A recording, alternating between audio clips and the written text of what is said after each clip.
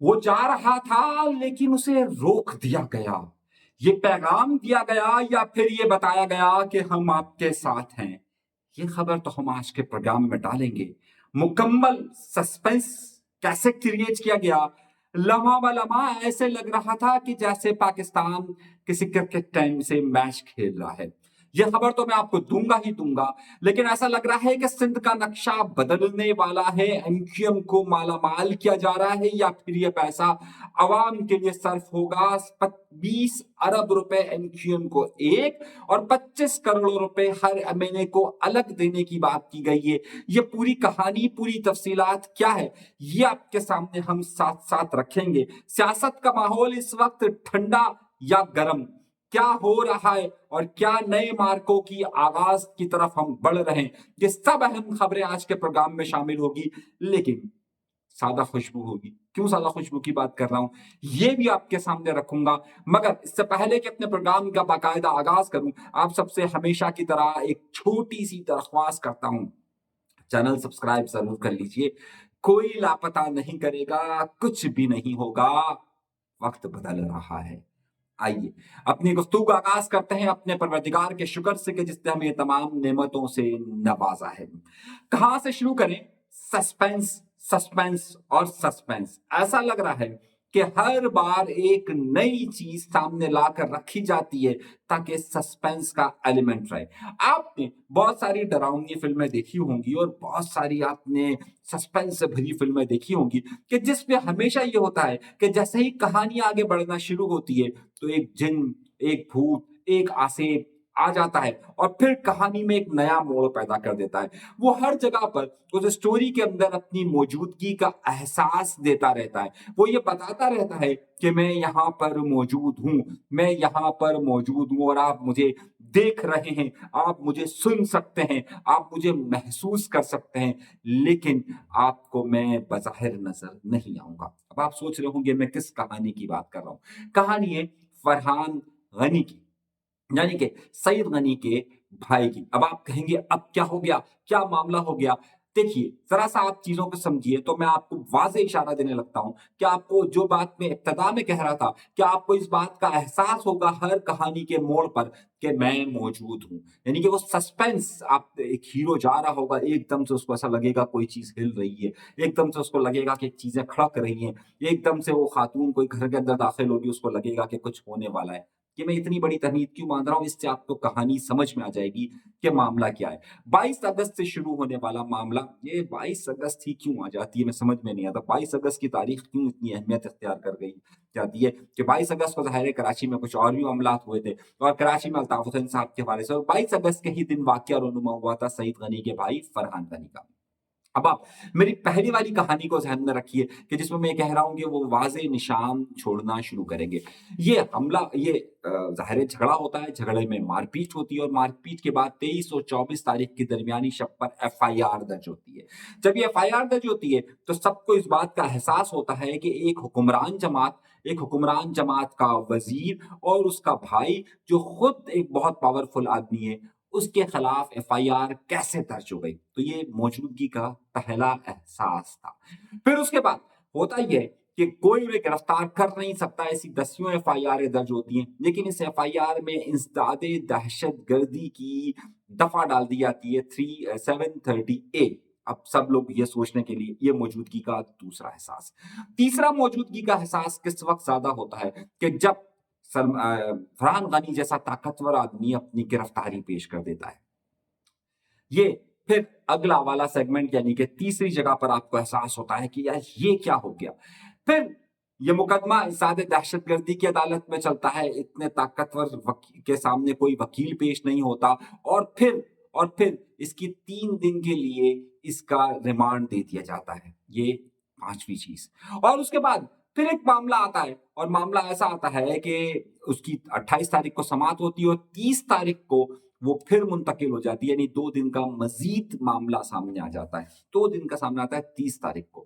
اب ہوتا ہی ہے کہ 29 اور 30 تاریخ کی درمیانی شب یکدم پولیس 497 کا اطلاق کرتی ہے اور سعید غنی کے بھائی فرحان غنی کو تھانے سے رہا کر دیتی ہے. عدالت بھی نہیں جانا پڑتا، یہ ہو گیا 7واں معاملہ کہ وہاں پر موجودگی کا احساس کہ کوئی عدالت کی ضرورت نہیں، 497 کا اطلاق کیا گیا اور یہ پیش کیا گیا۔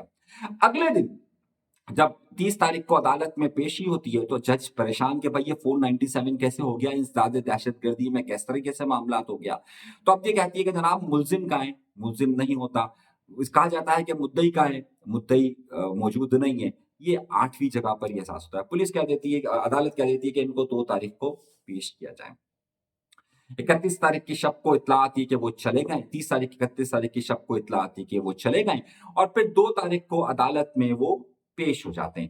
جب عدالت میں پیش ہو جاتے ہیں تو جج ان سے پوچھتا ہے کہ جناب یہ آپ کس طریقے سے 730 انسداد دہشت گردی کو آپ نے ختم کر دیا؟ تو کہتے ہیں سر بس وہ بزرگوں نے، یہاں لفظ استعمال ہوتا ہے، بزرگوں نے آئے اور انہوں نے کمپرومائز کروا دیا اور یہ معاملہ شروع ہو گیا۔ اور پھر کہا جاتا ہے کہ جناب اب آپ ان کی ضمانت کو برقرار رکھیے، جبکہ وہی عدالت 1-2 دن پہلے یہ کہہ رہی ہوتی ہے کہ بھائی 497 کا انسداد دہشت گردی ایکٹ میں آپ کس طریقے سے کر سکتے ہیں؟ تو کوئی جواب نہیں ہوتا۔ اب وہی جج صاحبان اسی عدالت کے اندر ان سے کہتے ہیں کہ اچھا جی بتائیے کب تاریخ؟ انہوں نے کہا میں کل عمرے پہ جا رہا ہوں، تو عمرے پر آ جاؤں گا اور میں اس کے بعد جو ہے وہ 19 تاریخ کو آؤں گا۔ تو عدالت کہتی ہے 20 تاریخ کا مقدمہ رکھ لیں۔ وہ کہتے ہیں نہیں 20 کا نہ رکھیں، 22 کا رکھیں، اور ان کو عدالت اس بات کی اجازت دیتی ہے۔ 8واں مسئلہ، اس کے بعد آج تاریخ ذہن میں رکھیے گا، ذہن میں بہت اچھی طریقے سے رکھیے گا۔ انہیں اگر آپ اس سماعت کو دیکھیں تو 2 تاریخ کو ان کی سماعت ہونی تھی، 3 کو انہوں نے کہا تھا کہ میں کل جا رہا ہوں، 2 تاریخ کی سماعت انہوں نے کہا کل جا رہا ہوں۔ اب کل کا ٹکٹ ان کا نہیں تھا بلکہ آج کا ٹکٹ تھا، یعنی کہ 4 تاریخ کا۔ یہ 10واں معاملہ۔ اس کے بعد پھر جب وہ عدالت میں جاتے ہیں، عدالت میں جانے کے بعد ذرا غور سے سمجھیں، آج آپ جب ان کو جانے کا وقت ہوتا ہے 4 تاریخ کو، تو یکدم انہیں معلوم ہوتا ہے کہ ان کا نام جو ہے وہ اسٹاپ لسٹ میں ہے۔ اب اسٹاپ لسٹ میں ان لوگوں کا نام آتا ہے کہ جو اس ملک میں جن کو عدالت نے یا وزارت داخلہ نے جن پر پابندی عائد کی ہو کہ وہ ملک سے باہر نہیں جا سکتے۔ اب ذرا سوچئے گا کہ ایک مقدمہ چلتا ہے اور وہ مقدمہ اتنا بڑا مقدمہ نہیں ہوتا، اس کا فیصلہ بھی ہو گیا، تو فرحان غنی کا نام اسٹاپ لسٹ میں کس نے ڈالا؟ کس نے ڈالا؟ اور ظاہر ہے وزارت داخلہ ڈال سکتی ہے، اور وزارت داخلہ کس کے انڈر میں آتی ہے؟ محسن نقوی میں۔ محسن نقوی کون ہے؟ جس کے متعلق زرداری صاحب کہتے ہیں یہ میرا بیٹا ہے۔ اور زرداری صاحب کی پارٹی کا اہم رکن کون ہے؟ سعید غنی۔ سعید غنی کا بھائی کون؟ فرحان غنی۔ تو پھر یہ نام کیسے آ گیا؟ چلو کوئی بات نہیں، نام آ گیا۔ جب وہ جانے لگتے ہیں تو اب تمام ٹی وی چینلز خبر شروع کر دیتے ہیں کہ ان کا نام، انہیں روک لیا گیا، انہیں روک لیا گیا کیونکہ ان کا اسٹاپ لسٹ میں نام ہے۔ اب اسٹاپ لسٹ میں سے نام ہٹانے کا ایک بڑا لمبا پیچیدہ طریقہ کار ہے، جس میں آپ کو ای میلز کرنی پڑتی ہے، جس میں آپ کو ثبوت دینے پڑتے ہیں، جس میں آپ یہ بتاتے ہیں کہ جناب نے، اور اس کے بعد ایک کمیٹی یہ فیصلہ کرتی ہے کہ اسٹاپ لسٹ میں ہوگا۔ یہاں پر موجودگی کا اگلا احساس دیا جاتا ہے، بڑے پیمانے پر رابطے شروع ہوتے ہیں، اور پھر انہیں کا نام انہی 1 گھنٹے 1.5 گھنٹے کے اندر اسٹاپ لسٹ سے نکل جاتا ہے۔ ذرا سوچیے گا۔ تو یہ والا معاملہ تھا ان کا، ان کو روکنے کا، یہ بھی ایک طریقے سے ذرا سا آپ ذہن میں غور کیجئے گا تو یہ اپنی موجودگی کا احساس ہے، اور ان کی طاقت کتنی ہے، یعنی پاکستان پیپلز پارٹی اس وقت کتنی طاقتور ہے، یہ ان کو بھی احساس ہے کہ جناب کی معاملہ ہے کیا، اور اس طریقے سے نہیں ہے جس طریقے سے ہو۔ اب صرف یہی واقعات نہیں ہو گئے، انہیں ہر جگہ پر آئندہ چند دنوں کے اندر، چند مہینوں کے اندر، انہیں پاکستان پیپلز پارٹی کو ہر جگہ پر اس بات کا احساس اب عوامی سطح پر بتایا جائے گا کہ جناب ہم موجود ہیں۔ تو اب یہ موجودگی کا احساس جو ہے وہ اس کہانی کو آگے بڑھاتا جائے گا، اور جب ایک کہانی میں کسی اس طرح کا موڑ آ جائے اور اس طرح کی کوئی چیز سامنے آ جائے کہ جو سسپینس کریٹ ہو رہا ہو، تو پھر یہ سسپینس اس کہانی کو بہت آگے تک لے کر جاتا ہے۔ تو یہ کہانی یہاں ختم نہیں ہوئی ہے، اب یہ کہانی آگے کی طرف مزید بڑھے گی، اور کئی مہینوں سالوں پر یہ محیط کہانی ہوگی جس کا اثر آپ کو معلوم ہوگا، اور کہانی میں ہر موڑ پر احساس آتا رہے گا کہ وی آر ہیئر، ہم موجود ہیں، یعنی کہ جناب یہ سارا سلسلہ چل رہا ہے، اور اتنی آسانی سے بہت سارے کام اب پاکستان پیپلز پارٹی کے لیے ممکن نہیں ہوں گے۔ دوسری بڑی خبر پر آتے ہیں۔ لگتا ہے ایم کیو ایم کی آرزوئیں، ایم کیو ایم کی تمنائیں، ایم کیو ایم کی دعائیں تمام کی تمام قبول ہو چکی ہے۔ اب وہ قبولیت کی گھڑی کس طریقے سے ہوئی اور کس نے اہم کردار ادا کیا ہے، یہ ایک الگ معاملہ ہے، کوئی اس پہ کچھ بھی بات کرتا ہے، لیکن میں یہ سمجھتا ہوں کہ ایم کیو ایم کو 20 ارب روپے کا فنڈ ملا ہے، 20 ارب روپے کا فنڈ ایلوکیٹ ہو کر आ चुका है। इसके अलावा एमक्यूएम के हर एमएनए को 25 करोड़ रुपए अलग से मिले हैं। एमक्यूएम के हर एमएनए को 25 करोड़ रुपए जंग न्यूज की खबर के मुताबिक उस 20 अरब से अलग मिले हैं। 25 करोड़ का मतलब ये हो गया कि हर एमएनए को अगर 25 करोड़ मिलते हैं तो अगर आप 22 एमएनए लगाते हैं तो आप अंदाजा कर सकते हैं कि तकरीबन 5 अरब के करीब करीब का ये अमाउंट जो है ये अलग से मिला है इनको हर एमएनए को। अब उसमें से जो डेटा जाहिर हुआ है उसमें इस जो 25 करोड़ रुपए हैं इसमें से 400 स्कीमें हैं, हर एमएनए की 30 40 स्कीमें इसके अंदर शामिल हैं, जिसमें से 100 स्कीमों के न सिर्फ टेंडर हो गए बल्कि ठेकेदारों को काम भी दे दिया गया है। मैं नहीं पूछूंगा, आप पूछिएगा कि एक ठेकेदार कौन है और कौन कौन से इलाकों में काम दिए गए, लेकिन इतलात के मुताबिक करीबन करीबन करीबन हर एमएनए ने अपने एक फंड एलोकेट करवा दिए और उस फंड एलोकेशन में उसने न सिर्फ फंड एलोकेशन के साथ उनका काम भी हो चुका है। तो अब क्या कराची का नक्शा बदलने वाला है, हैदराबाद का नक्शा बदलने वाला है? क्या ये अमाउंट 20 अरब का एक अलहदा अमाउंट और ये अमाउंट क्या कराची की जरूरियात को पूरा कर सकेगा और एमक्यूएम क्या इन तरक्याती कामों की बुनियाद पर ये सारे मामला को देख सकेगी? चौथा बड़ा फैक्टर इसके अंदर ये है कि क्या एमक्यूएम को ये फंड किसकी वजह से मिला है, किसने दिलवाया है ये फंड और किसने इसमें अहम किरदार अदा किया है और इसी वक्त ये फंड क्यों रिलीज हुआ है? ये फंड इसी वक्त क्यों रिलीज हुआ है? ये फंड के लिए एमक्यूएम पिछले 1.5 साल से कोशिश कर रही थी। एमक्यूएम का पिछला वाला जो 1.5 साल था यानी कि जो पीडीएम की हुकूमत थी उस वक्त भी ये फंड रिलीज नहीं हुआ और अब ये फंड रिलीज हुआ है तो बेखुदी बेसबब नहीं गालिब। हमेशा ये शेर सुनाता हूं कि बेखुदी बेसबब नहीं गालिब, कुछ तो है जिसकी पर्दादारी है। यहां पर बहुत सारे राज है। पहला सवाल, किसकी कोशिशों से हुआ है? आपको याद होगा कि इस कोशिशों में आप ये बात ध्यान में रखिएगा कि इस वक्त जो सड़कों का बुरा हाल हुआ बरसात में उसमें सिटी नाजिम ने कहा कि हमने 75 करोड़ रुपए रखे हैं और उसको वो 75 करोड़ रुपए लगते नहीं लगते, लेकिन एमक्यूएम की तरफ से 25-25 करोड़ रुपए हर महीने को मिलना और उसके साथ साथ 20 अरब रुपए का अलग प्रोजेक्ट कराची और हैदराबाद के लिए, ये एक बड़ा अमाउंट किसकी वजह से मिला है? किसका किरदार है? किसका किरदार है? किसने वफाकी हुकूमत को मजबूर किया कि ये सारे मामलात किए जाएं और हो जाएं? ये मैं आपको सारी तफसीलात बताने वाला हूं अगले प्रोग्राम के अंदर। क्यों बताने वाला हूं? क्यों बताने वाला हूं? सही है या अभी बता दूं? आप बताइए, अभी बताऊं या बाद में बताऊं? देखिए, इसमें इस वक्त एमक्यूएम के मिनिस्टर्स का किरदार नहीं है। एमक्यूएम के जो 2 वजीर हैं उनका किरदार इसमें नहीं है, बल्कि इसमें 2 लोगों का बड़ा अहम किरदार, 3 लोगों का बड़ा अहम किरदार है। एक नाम मैं अभी आपको बता देता हूं, सही है। 2 नाम मैं आपको बाद में बताऊंगा क्योंकि मुझे कुछ डॉक्यूमेंट्स चाहिए। वो डॉक्यूमेंट्स मेरे पास मुत्तफक के तौर पर हो सकता है कि एक आध दिन के अंदर आ जाएंगे, तो मैं आपको बताऊंगा। लेकिन इसमें एक तो कामरान टेसोरी साहब का एक बड़ा मामला रहा। कामरान टेसोरी साहब ने उसमें एक बड़ा किरदार, आपको याद होगा, उन्होंने कहा था मैं फेडरल से बात करता हूँ बजट की। एक तो वो मामला हुआ, लेकिन जो बाकी की बात है वो मैं आपको, जो 2 मेरे पास वो डॉक्यूमेंट्स आ जाएंगे तो मैं उसको आपको बताऊंगा कि क्या है। ये जो गुफ्तगू हुई थी कामरान टेसोरी साहब की, कहाँ का गुफ्तगू हुई कुछ मुझे मालूम है और किस तरीके से उन्होंने ये फंड निकाल कर अब एमक्यूएम क्या इसको सर्व कर सकेगी? दूसरी बात, अब एमक्यूएम को इस वक्त ये बजट क्यों दिया गया है? अगला सवाल ये आता है क्योंकि आगे चलकर बहुत सारे मामला होने वाले, और मैंने कल के प्रोग्राम में भी आपको कहा था ये 26 सितंबर की तारीख ना अपने जहन में बिठा लीजिए। 26 सितंबर की तारीख अपने जहन में बिठा लीजिए। और मैंने आपसे कहा था कि इन 10-12 दिनों के अंदर, 20 दिनों के अंदर बहुत कुछ हो रहा होगा और बहुत कुछ पीछे हो रहा होगा, बहुत कुछ आपको नजर आ रहा होगा। जो आपको नजर आ रहा होगा वो हो नहीं रहा होगा। इसमें बहुत सारे रुके हुए काम होना शुरू हो जाएंगे, बहुत सारे पार्टी पॉलिसीज बनना शुरू हो जाएगी, बहुत सारी चीजें शुरू हो जाएंगी। ये सिर्फ एमक्यूएम के हवाले से नहीं होगा, ये पाकिस्तान कम्युनिस्ट पार्टी के हवाले से भी होगा। वो जो मैंने कहा ना, वो नजर आते रहेंगे आपको। तो वो ये जो मामला हैं, कुछ ऐसी चीजें आपको होना शुरू हो जाएंगी कि जनाब ये काम इतना आसान नहीं होगा। पाकिस्तान पीपल्स पार्टी के लिए बहुत सारे कदम उठाना आसान नहीं होगा, पाकिस्तान मुस्लिम लीग नून के लिए भी कदम उठाना आसान नहीं होगा।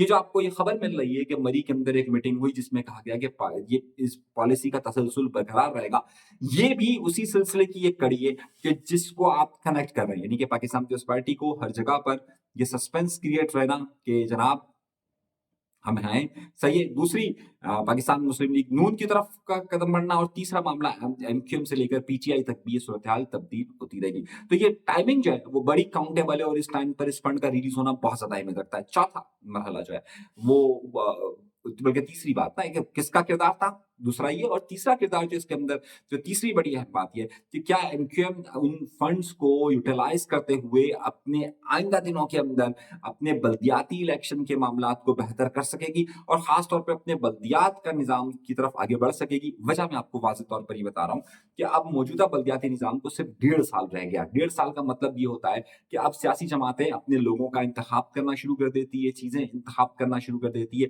इस वक़्त एमक्यूएम में यकीनी तौर पर एक लीडरशिप का फुक़दान है और बहुत सारे लोगों के पास बहुत सारा लगेज है। लगेज का मतलब ये है कि खालिद मकबूल सिद्दीकी साहब हो, मुस्तफ़ा कमाल साहब हो, इनके माज़ी के 40 साल इनके ऊपर लगेज है। लेकिन इसमें लगेज किसके पास नहीं है, कौन आगे क्या काम कर सकता है, किसका बड़ा किरदार होगा, ये मैं एक तफ़सीलात पूरी है, बहुत लंबी-चौड़ी है और वो आहिस्ता-आहिस्ता आपको सामने नज़र आना शुरू हो जाएगा कि किसका बड़ा अहम किरदार रहेगा और कौन बड़े अहम किरदार की तरफ आगे बढ़ेगा। ये भी आपको बहुत दिनों के अंदर वाज़ेह हो जाएगा। अगली खबर की तरफ आ जाते हैं। तो अब देखिएगा इस बजट के मामलात को किस तरफ से और किस तरह से लिया जाएगा। बहुत कुछ हो रहा है और बहुत कुछ होने वाला है। ये तमाम इशारे किस तरफ से जाएँगे। मैंने कहा था आज का प्रोग्राम बहुत ज़्यादा सादा खुशबू होगा। वजह ये है कि कुछ मेरी सुस्ती, कुछ मेरी काहली, कुछ मेरी नाअहली। सही है, मैं इस वक़्त ये प्रोग्राम रिकॉर्ड कर रहा हूँ, लेकिन मैं एडिट पे इसको नहीं भेज सकूँगा। रात के वक़्त बहुत ज़्यादा हो चुका है, इसलिए मैं वो आपको चीज़ें ग्राफ़िकली मैं आपको बहुत सारी चीज़ें ज़ाहिर नहीं कर सकूँगा। दोम ये कि आज शाम का भी प्रोग्राम मुझसे मिस हुआ, उसकी वजह भी मेरी ही कोताही है क्योंकि मैं वक़्त पे चीज़ें रिकॉर्ड नहीं कर सका था। तो इसलिए जो आप लोगों को एक तसलसल से मैं कोशिश करता हूँ कि आपको स्टोरीज़ देता रहूँ, क्राइम स्टोरीज़ भी देता रहूँ, जो सिलसिला हो रहा है वो भी देता रहूँ, लेकिन मैं नहीं दे सका, इसलिए मैं माज़रत ख़्वाह हूँ। तो इसमें आज बहुत सारे डॉक्यूमेंट्स, बहुत सारे क्लिप्स, बहुत सारे बयानात आज मैं शामिल नहीं कर सकूँगा। इसके लिए मैं आपका अभी से ही माज़रत ख़्वाह हूँ और इसके लिए मैं अरे क्या कह सकता हूँ। अगली खबरें बहुत हैं, लेकिन इस वक़्त क्योंकि वक़्त बहुत ज़्यादा कम है और हमने कोशिश ये की थी कि बहुत सारी चीज़ों को समेट कर बयान कर सकें और बहुत सारी चीज़ों को मैं वज़ाहत के साथ बयान कर सकूँ। बिजली हमेशा की तरह आती-जाती रहती है और आती-जाती का सिलसिला जारी ही रहता है। अभी तक के लिए इतना ही। अल्लाह तबारक व तआला आप सबको खुश-ओ-खुर्रम रखे, आबाद रखे, सलामत रखे, कायम रखे। ईद मिलादुल नबी है, जोश-ओ-खरोश से मनाइए और ज़ाहिर-सी बात है कि वो बड़ा मशहूर शेर कहा जाता है ना कि इब्लीस के अलावा जहाँ में सभी तो खुशियाँ मना रहे हैं। तो बिल्कुल आप सबको मेरी तरफ से ईद मिलादुल नबी सल्लल्लाहु अलैहि वसल्लम बहुत-बहुत ज़्यादा मुबारक हो और वो बड़ा एक मशहूर नात ज़हन में आती है कि फ़ासलों को तकल्लुफ़ है हमसे अगर, तो हम भी बेबस नहीं, बेसहारा नहीं। आपको मैं इस हवाले से एक वाक़या बताता हूँ। ये जो शेर है, फ़ासलों को तकल्लुफ़ है हमसे, तो हम भी बेबस नहीं, बेसहारा नहीं। आपको ये शेर असल में ये शेर था काफ़िलों को अ, फ़ासलों को तकल्लुफ़ है हमसे अगर, तो ये था काफ़िलों को तकल्लुफ़ है हमसे अगर, तो हम भी बेबस नहीं, बेसहारा नहीं। हुआ ये कि जब अज़ीम साहब ने ये शेर लिखा और वो लिख कर उम्रे पे वो हज पे चले गए, तो वो बेसिकली शेर यही था कि काफ़िले अगर काफ़िले चले जाते हैं, तो कोई बात नहीं, हम अकेले चले जाएँगे। लेकिन जब यहाँ पर वो शेर पीटीवी के अंदर पढ़ा गया और रेडियो पाकिस्तान में इसको पढ़ा गया, तो काफ़ के जो 2 नुक्ते थे, उसमें से 1 नुक्ता मिस हो गया और ये हो गया फ़ासलों को, यानी कि काफ़िलों से फ़ासलों हो गया और कहा गया फ़ासलों को तकल्लुफ़ है हमसे अगर। तो लेकिन असल जो शेर था वो ये था काफ़िलों को तकल्लुफ़ है अगर हमसे, तो हम भी बेबस नहीं, बेसहारा नहीं, खुद उन्हीं को हम पुकारेंगे। तो ज़ाहिर-सी बात है अल्लाह तबारक व तआला हम सबको नेक काम करने की तौफ़ीक अता फ़रमाए और अगर उस ईद मिलादुल नबी सल्लल्लाहु अलैहि वसल्लम के हवाले से मैं कहीं आगे पीछे हो जाऊँ कि मतलब मैं कहीं रिकॉर्डिंग्स में कर सकूँ तो 1 आध घंटे लेट कर दूँगा, लेकिन कर दूँगा। अपना बहुत ज़्यादा ख़्याल रखिएगा। इजाज़त दीजिए। अल्लाह तबारक व तआला आप सबको खुश-ओ-ख़ुर्रम रखे, आबाद रखे, सलामत रखे, कायम रखे। पाकिस्तान ज़िंदाबाद। अल्लाह ने के बाद।